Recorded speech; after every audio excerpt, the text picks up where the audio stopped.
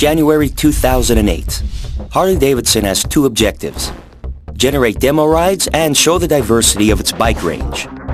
So we developed an online test. The test is a multimedia experience. While virtually riding a genuine Harley-Davidson bike through the outskirts of Belgium, the surfer chooses what to eat, drink, and undertake.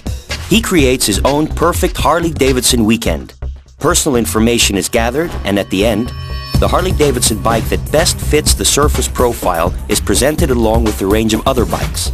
Not only does the surfer have the possibility to create a personalized page, by booking a demo ride, he can also win the weekend for real. The results are beyond expectation. Demo rides booked more than 1,000 against 50 before the campaign. More than 35,000 unique visitors. An average time spent on the website of more than 5 minutes. Free publicity on blogs and newspapers, site of the week on radio station Q Music, and site of the day on the FWA.